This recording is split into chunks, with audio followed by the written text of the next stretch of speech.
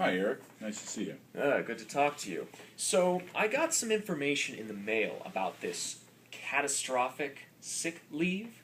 Now, I know that we got this in our last round of bargaining, and I just want to know what we bargained for. I mean, it's got the words catastrophic, sick, and it's got the word bank in it. Catastrophic sick leave bank. I mean, those three words are things I take issue with. So, can you tell me a little bit about what it is that we were bargaining for?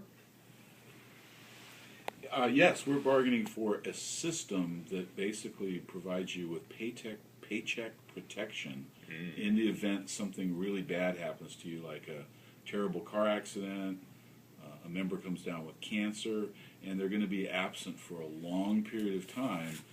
We want to make sure that your paycheck continues to come at 100% level while you're out with your catastrophic illness or injury.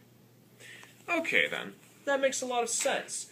But didn't we already have a system in place? I mean, we had a way for teachers to donate sick leave hours to sick leave days to other teachers anyway.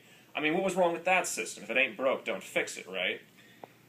Yeah, except the system wasn't a very good system, and it was really administered by the district. And I'll just give you a couple things that I think were wrong with it. One, in order to contribute to a member who was catastrophically injured or had an illness, you had to have 30 days built up in your account. So that limited people from giving. Also, we would typically have a rep assembly meeting where we would announce that a certain member had cancer or was in a terrible car accident. And if lots of people knew that member, people would be encouraged to donate. So it was a popularity contest. If someone was totally unknown or the story wasn't a compelling story, they might not get any donations. And to add a further wrinkle, if the district received in 50 days and the person only used 25, all 50 days would disappear. They would not be returned to the members. They would not be prorated back to the members. So in some cases, people were donating a tremendous number of days, and the member was maybe not even using them, but those days would be lost. Also, the district was the determiner of was it catastrophic or not.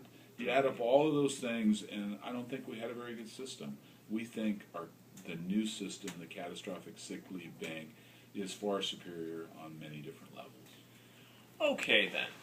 So we don't have to worry about district disappearing acts with sick days. And I don't have to win a popularity contest. All right, I can deal with that. So then, but I have some more specific questions for you. Okay, go ahead. All right, are there any eligibility requirements to join the CSLB? Is there seniority? Do I have to, do some sort of ritual? Do I have to give up my firstborn? It's not that stringent. No ritual, no giving up your firstborn. But you do need to be a permanent employee. And furthermore, you need 13 days of sick leave in your account, which shows on your paycheck, prior to joining, so that once a member donates the 1 day and joins, you would have 12 additional days in your sick leave account, so that in the event that you got sick, you would have that cushion, so to speak. 12 days is a lot of time, isn't it? I mean, I already got to give up one, and then I have to have 12 more. Why 12? When we first proposed this idea in negotiations, we proposed a person would have 1 day, and that would be enough. But the district wanted to make sure that people had a cushion of days that they would be using a part of their own days prior to accessing the catastrophic bank.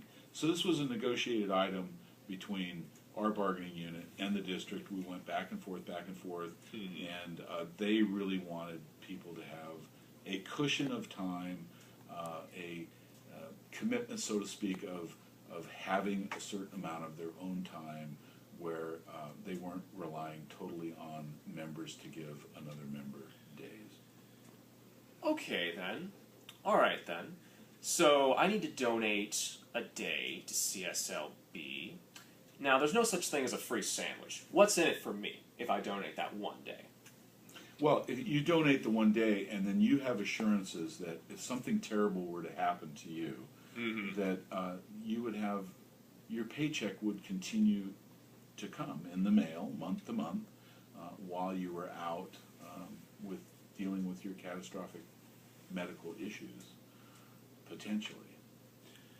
Okay, then. So now that we have autonomy from the district deciding what counts as catastrophic, what does this mean for me? What would count now as catastrophic? I mean, I stubbed my toe on the way in here. Can I make that catastrophic? Okay, well, I want to back up for a second and say that when we were negotiating this, the district wanted to have control where they would decide what was a catastrophic illness, and we said, no, these are our sick leave days. We want to have a majority on this board.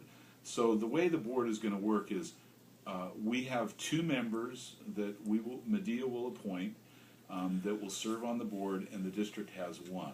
So we have a 2-to-1 majority on the board to decide what is a catastrophic illness, and there are some definitions of what is catastrophic. No, stubbing your toe is not catastrophic. It's something like, let's say someone's in a really terrible car accident, and they're in the hospital, and they absolutely cannot be in the classroom. Or somebody has cancer, and they're going through chemotherapy. It's something catastrophic where you absolutely cannot be in the classroom teaching. This group would meet, and they would listen to your case, and they would make the determination if it was in fact catastrophic. And another thing that I want to add is the 2 members that we have chosen to serve to represent Mdea members have both experienced a catastrophic event in their life. One was in a horrific car accident and survived. The other is a cancer survivor who's been through all of the treatments. So they both know what it is to experience a catastrophic event in their life, and to know how important it is to have a paycheck protection system in place. Okay, then. So after I've signed on to this program, assuming that you're willing to convince me to split away from one of my sick leave days, what are the chances that you would take away, that I'd be required to give up more of my sick leave? Are you guys going to bleed me dry? Well, I don't think so.